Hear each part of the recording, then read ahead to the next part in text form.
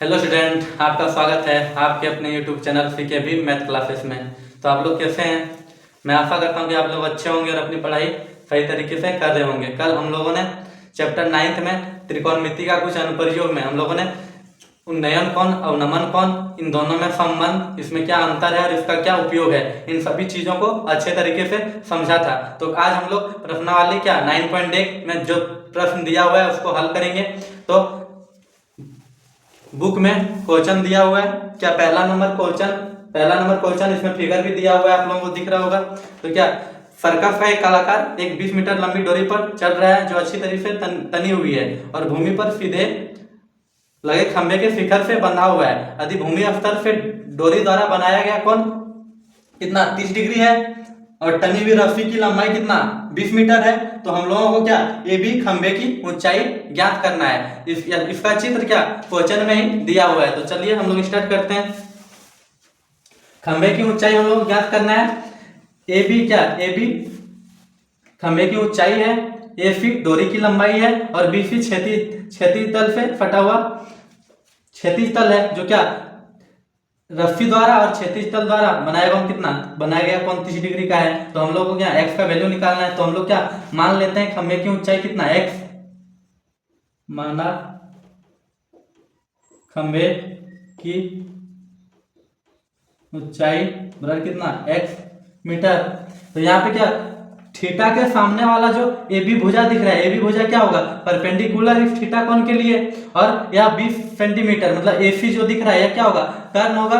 तो परपेंडिकुलर और हाइपोटेनस मतलब क्या लंब और कर्ण किसमें आता है, साइन कॉस टेन इन सब में किसमें आता है, तो साइन में आता है। तो हम लोग क्या लिख सकते हैं साइन थीटा बराबर क्या यहाँ पे पी बाई कितना एच लिख सकते हैं। तो साइन थीटा के जगह कितना थीटा के जगह 30 डिग्री है, तो क्या लिख सकते हैं साइन 30 डिग्री बराबर कितना पी का वैल्यू कितना हम लोग माने x मीटर और डिवाइड बाय h का वैल्यू कितना दिया है 20 मीटर। तो यहाँ से हम लोग सॉल्व करेंगे तो कितना साइन 30 का वैल्यू कितना होता है, ट्रिगोनोमेट्रिक टेबल से हम लोगों ने याद किया साइन 30 डिग्री बराबर 1/2 और x बराबर x का क्या x फिर आ जाएगा और 20 यहाँ पे अब क्रॉस मल्टीप्लीकेशन हो जाएगा तो 2 into x कितना हो जाएगा 2x बराबर कितना 20 से कम 20, तो x बराबर कितना आ जाएगा 20 और यहाँ पे मल्टीप्लाई इधर आके डिवाइड हो जाएगा तो कितना घर में कट जाएगा 10 घर में। तो x बराबर कितना आ गया 10 मीटर, अर्थात क्या खंभे की ऊंचाई कितना आ गया ए बी का ऊंचाई कितना आ गया 10 मीटर। तो हम लोग बोल सकते हैं कि खंभे की ऊंचाई कितना था 10 मीटर। तो अर्थात खंभे की ऊंचाई बराबर कितना 10 मीटर।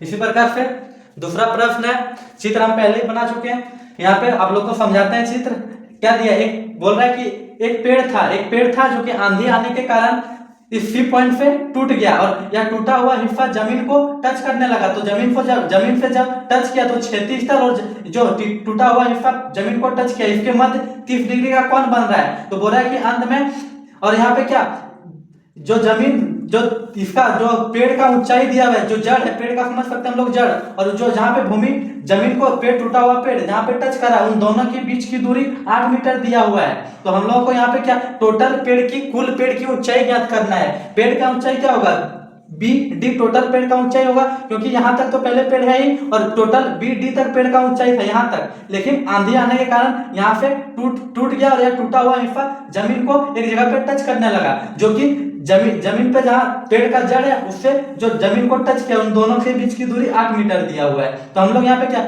हम लोग इस x को निकालेंगे और यहाँ पे y को निकालेंगे, क्योंकि जब x और y को जोड़ेंगे तो पूरा पेड़ की ऊंचाई आ जाएगा।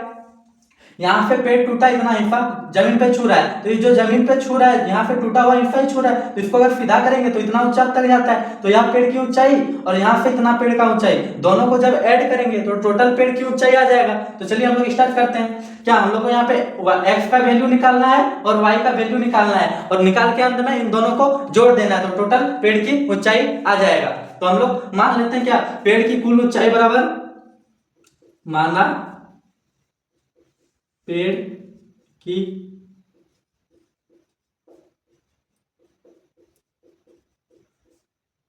कुल ऊंचाई बराबर कितना x plus Y, x plus Y मान लिए। अब क्या हम लोग यहाँ पे इस 30 डिग्री के सामने x दिख रहा है, तो इस थीटा कोण के सामने जो BC दिख रहा है, इस थीटा कोण के लिए क्या होगा, परपेंडिकुलर। और यहाँ पे जो बी है AB दिख रहा है, क्या है, बेस है इस थीटा कोण के लिए। तो बेस और परपेंडिकुलर किस में आता है, बेस और परपेंडिकुलर टेन थीटा में आता है। तो हम लोग लिखते हैं क्या, टेन थीटा बराबर क्या होगा, P/B। और टेन थीटा, थीटा का मान कितना दिया, 30, तो कितना हो जाएगा, टेन 30 डिग्री बराबर कितना, P/B। तो 30 डिग्री का वैल्यू कितना होता है, 1/√3 बराबर कितना, P का वैल्यू कितना है, इस थीटा कोण के सामने कितना है, P का वैल्यू हम लोगों ने x माना है तो x लिखते हैं, डिवाइड बाय B का वैल्यू कितना है 8, तो 8 लिखते हैं। तो क्रॉस मल्टीप्लीकेशन से कितना हो जाएगा, x√3 और यहाँ पे 8 × 1 8, यहाँ से x बराबर कितना आ जाएगा, यहाँ से हम लोग लिख सकते हैं कितना, x बराबर 8, और यहाँ पे क्या मल्टीप्लीकेशन में है तो उधर जाएगा क्या हो जाएगा, डिवाइड, तो हो जाएगा √3। इसको परिमेकरण कर देंगे तो कितना, √3 डिवाइड बाय कितना हो जाएगा, √3। तो यहाँ पे सॉल्व करने पे कितना आ जाएगा, 8√3 डिवाइड बाय कितना, 3। तो इसी प्रकार से हम लोग क्या, अब x का वैल्यू निकाल चुके हैं, अब हम लोग y का वैल्यू निकालेंगे और लास्ट में क्या, दोनों को ऐड कर देंगे। तो यहाँ पे क्या हम लोगों ने x निकाल, यहाँ पे x दिया हुआ है, y का वैल्यू निकालना है। तो यहाँ पे इस थीटा कोण के लिए जो AB दिया है, AB का वैल्यू कितना दिया है, 8, और AB क्या है, यहाँ पे बेस है, और ये क्या है, हाइपोटेनस मतलब कर्ण है। तो आधार और कर्ण किसमें आता है, cos थीटा में। तो हम लोग लिखते हैं cos थीटा बराबर क्या, B/H। तो यहाँ पे cos थीटा, थीटा का वैल्यू कितना दिया है, 30 डिग्री। तो क्या cos 30 डिग्री बराबर कितना, B का वैल्यू कितना है, यहाँ पे B मतलब क्या, बेस, AB का वैल्यू कितना दिया है 8, तो हम लोग लिखेंगे 8 और डिवाइड बाय H का वैल्यू कितना दिया है, यहाँ पे H का वैल्यू नहीं दिया है तो y लिख देते हैं, y है H की जगह। और cos 30 डिग्री कितना होता है, √3/2 बराबर कितना हो जाएगा, 8 डिवाइड बाय y। और इसी प्रकार से यहाँ पे मल्टीप्लाई हो जाएगा, y √3 हो जाएगा इधर मल्टीप्लाई होके, तो y √3 बराबर कितना, 8 दूनी 16। इसी प्रकार से यहाँ पे हम लोग क्या, परिमेकरण, पहले तो यहाँ y का वैल्यू निकालते हैं कितना, 16 डिवाइड, यहाँ पे मल्टीप्लाई है तो इधर रूट में, और इसी का परिमेकरण कर देंगे कितना, √3 डिवाइड बाय √3 हो जाएगा। तो y बराबर कितना आ जाएगा, 16√3 डिवाइड बाय कितना, √3। सब क्या मीटर में आ रहा है, यहाँ भी यह भी चीज क्या मीटर में आया है। तो हम लोग क्या यहाँ पे देखते हैं, फिर इसी के आगे हम लोग यहाँ पे देखते हैं क्या, अब हम लोग AB x का भी वैल्यू निकल गया, y का वैल्यू निकल गया। अब पेड़ की कुल ऊंचाई निकालना है तो x + y हो जाएगा। पेड़ की ऊंचाई हम लोगों ने क्या माना है, x + y। तो आप लोग यहाँ पे लिख सकते हैं कि पेड़ की ऊंचाई बराबर कितना, पेड़ की कुल ऊंचाई बराबर कितना, x + y मीटर।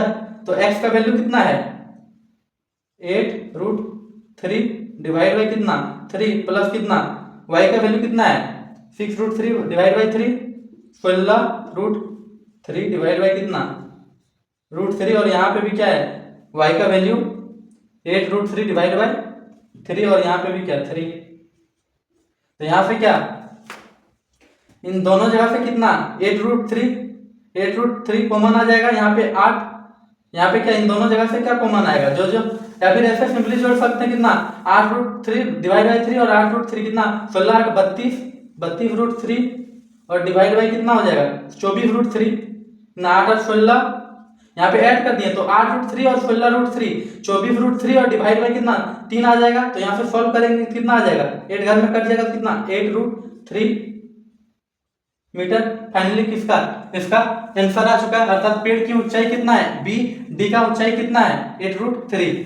टोटल कुल ऊंचाई माने थे x + y, दोनों को ऐड करके कितना, 8√3 मीटर आ चुका है। अब हम लोग एक तीसरा प्रश्न देखते हैं जो कि उदाहरण नंबर 1 है इसी प्रश्नावली का, चैप्टर 9 का उदाहरण नंबर 1। यहाँ पे क्या है, क्वेश्चन बुक में क्वेश्चन दिया हुआ है, धरती पर एक मीनार ऊर्ध्वाधर खड़ी है।